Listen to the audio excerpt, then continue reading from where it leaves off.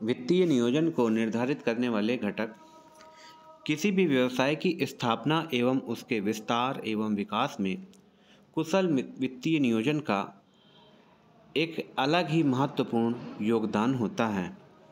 वित्तीय नियोजन का निर्धारण करते समय विभिन्न घटकों का ध्यान रखना आवश्यक होता है, जैसे कि व्यवसाय की प्रकृति। व्यवसाय की प्रकृति की बात की जाए तो कोई नवीन व्यवसाय की स्थापना की जा रही है, तो नवीन व्यवसाय की स्थापना करते समय उसका पूंजी ढांचा किस प्रकार से होगा या उसकी पूंजी का स्वरूप किस प्रकार से होगा, यह उसकी प्रकृति पर निर्भर करता है। कुछ व्यवसाय ऐसे होते हैं जिसमें उत्पादन एवं विक्रय निरंतर वर्ष पर्यंत होता रहता है, जबकि कुछ व्यवसाय मौसमी प्रकृति के होते हैं।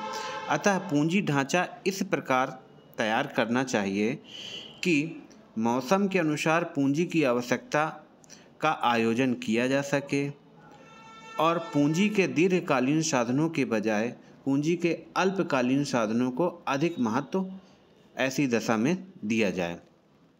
तो कहा जा सकता है कि व्यवसाय की प्रकृति के हिसाब से व्यवसाय के पूंजी ढांचे का निर्माण किया जाता है, अर्थात वित्त का आयोजन किया जाता है।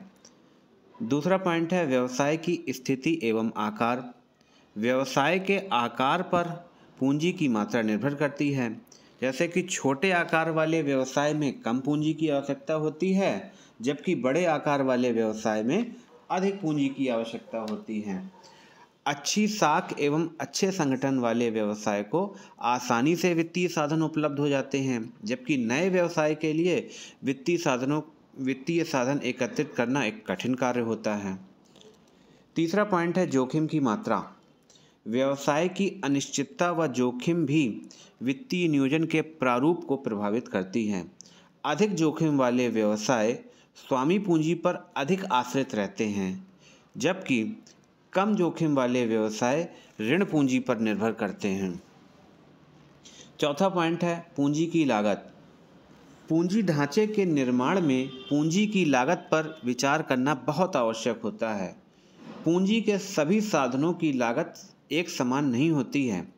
कुछ साधन सस्ते होते हैं तो कुछ साधन महंगे होते हैं। अतः पूंजी ढांचे का निर्माण करते समय पूंजी के सस्ते एवं महंगे साधनों का ऐसा मिश्रण बनाया जाना चाहिए जिससे कुल पूंजी की औसत लागत एक निश्चित बिंदु से अधिक न बढ़ सके। पांचवा पॉइंट है व्यवसाय की आय। सभी व्यवसायों में आय की संभावना एक जैसी नहीं होती है। कुछ व्यवसायों में आय की संभावना निश्चित, नियमित एवं स्पष्ट होती है, जबकि कुछ अन्य व्यवसायों में आय की संभावनाएं अनिश्चित होती हैं, अनियमित होती हैं और आय की प्रकृति की संभावनाओं के अनुरूप ही वित्तीय नियोजन का निर्माण किया जाना आवश्यक होता है। छठवां पॉइंट है लोच। फ्लेक्सिबिलिटी की बात की जाए तो वित्तीय नियोजन में पर्याप्त लोच रखी जानी चाहिए। वित्तीय नियोजन का निर्माण केवल वर्तमान आवश्यकताओं को ही ध्यान में रखकर नहीं किया जाना चाहिए, बल्कि इसमें भविष्य की विस्तार योजनाओं को भी ध्यान में रखा जाना चाहिए। सातवां पॉइंट है सरकारी नियंत्रण। वित्तीय नियोजन को तैयार करते समय सरकारी नीतियों, वित्त नियंत्रणों तथा अन्य अधिनियमों का भी ध्यान रखना आवश्यक होता है। आठवां पॉइंट है पूंजी बाजार की दशाएं। पूंजी बाजार अर्थात ऐसा बाजार जहां प्रतिभूतियों का लेन देन होता है, उसको हम पूंजी बाजार कहते हैं और इसकी भी अपनी कंडीशन होती है। कभी कभी जैसे कि इसमें मान लीजिए मंदी का काल चल रहा है, तो मंदी की दशाओं में लाभांश दरें कम हो जाती हैं, तब लाभ की संभावना भी कम हो जाती है और अनिश्चित हो जाती है। तब विनियोगकर्ता अर्थात इन्वेस्टर साधारण अंशों की अपेक्षा ऋण पत्र लेना अधिक उचित समझते हैं। तो ऐसी स्थिति में व्यावसायिक फर्म को ऋण पत्र के निर्गमन पर विशेष ध्यान देना चाहिए।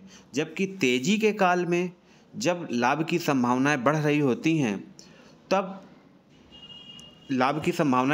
होती हैं तो उस स्थिति में लोग अंश पूंजी पर इन्वेस्ट करना ज़्यादा उचित समझते हैं। तो ऐसी स्थिति पे व्यावसायिक फर्मों को, कंपनियों को अंश पूंजी प्राप्त करने के लिए अर्थात अंशों के निर्गमन पर विशेष ध्यान देना चाहिए।